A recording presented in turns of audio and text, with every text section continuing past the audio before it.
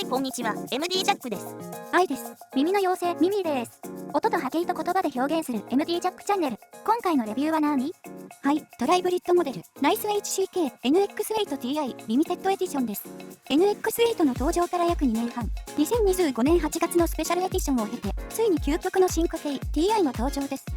2025年12月のポタフェスでプロトタイプを視聴された方は、その完成度の高さをすでにご存知ですよね。あの時の感動を忘れられず、正式発売を心待ちにしていた方も多いのではないでしょうか。結論から言えば、やっぱり素晴らしいモデルですね。これにつきます。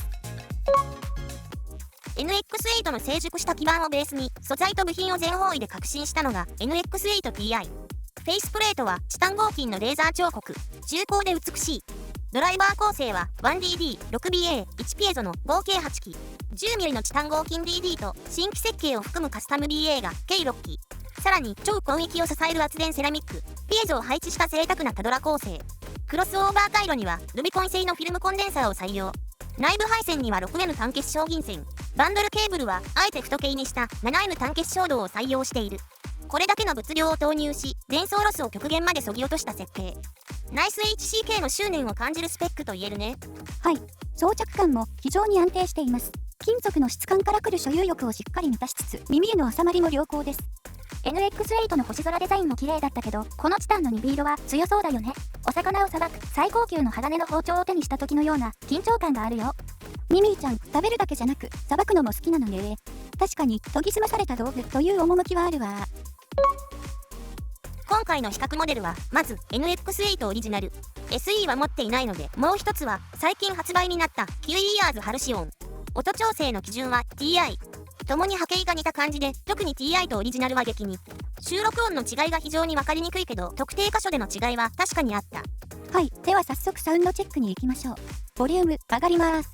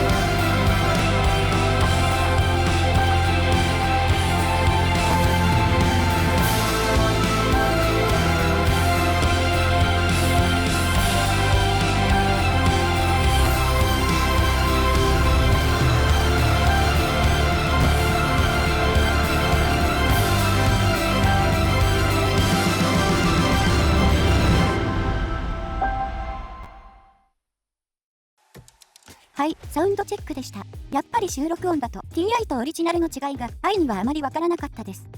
波形自体はかなり似てるからね。TI はもっと違う傾向の特性だと思っていたので、ちょっと意外だった。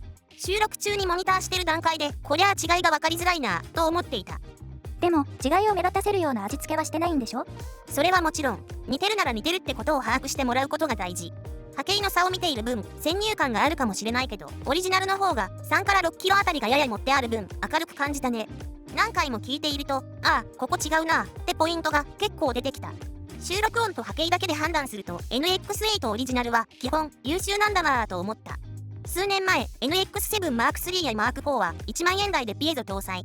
タドラの人気モデルだったと記憶してるけど、NX8 が3万円台になっちゃって、ちょっと手の出しにくいところに行っちゃったなぁと感じた方は多かったんじゃないだろうか。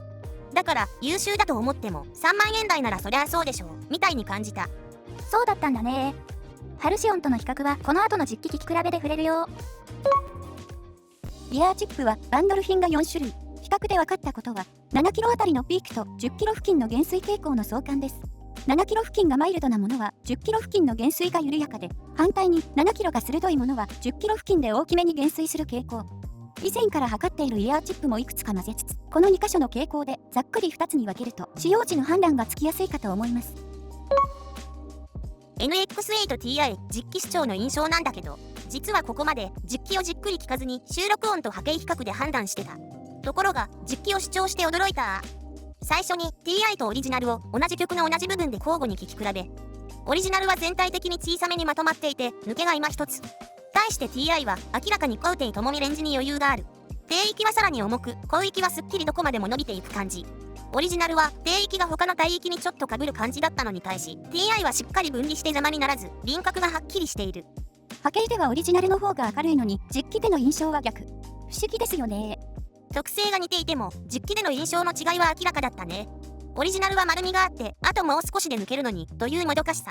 Ti はその壁をあっさり突き破ってる。どう聞いても Ti の方が良かった。波形測定をやり直してみたけど結果は同じ。やっぱり実機を聞いてみなければ本当のところはわからないんだなって改めて思った。Ti は視界がクリアで空間が広く見通しがいい。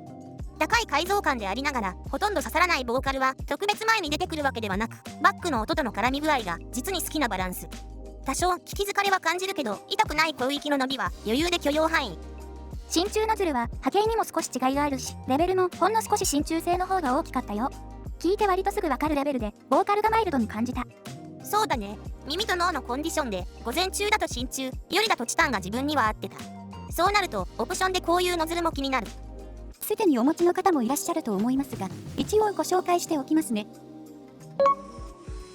そして改めてハルシオンも実機で聞き比べたんだよね。最初に音量の差を感じたんだって。そう、ハルシオンは駆動に相応なパワーがいる。Ti と比較してざっくり5から6デシベルぐらいの差があると思う。広域の質感はやっぱりメムズ特有でサラサラ感がよく出ている。ボーカルはハルシオンの方が前に出てくるけど、刺さる寸前のギリギリな感じもややあり。ここは Ti も同じだけど、その質感の違いは感じた。超低域が強い曲ではハルシオンの重さが際立つけど、低中域の情報量は Ti の方が濃密に感じられたね。ここは波形の差の通りと言えるんじゃないかな。ジャックさんはどっちが好きなの？メムズの新感覚はいいけど慣れが必要かも。低域の重みは文句なしにいいんで迷う。価格も傾向も違うんで比較はアンフェアという気もするけど、やっぱり NX8Ti になるかな。価格は6万円台、決して安くはない。でもポタフェスなどでこの音を知ってしまった人は買うと決めてる人も多いのかなと思う。当たり前のように極めて高いレベルの出音。この絶対的な信頼感こそが NX8Ti の強さ。あとは皆さんのご予算と相談してじっくり決めてください。はい、ということでナイス HCK NX8Ti のレビューでした。じゃあまた次の動画で会おうね。バイバイ。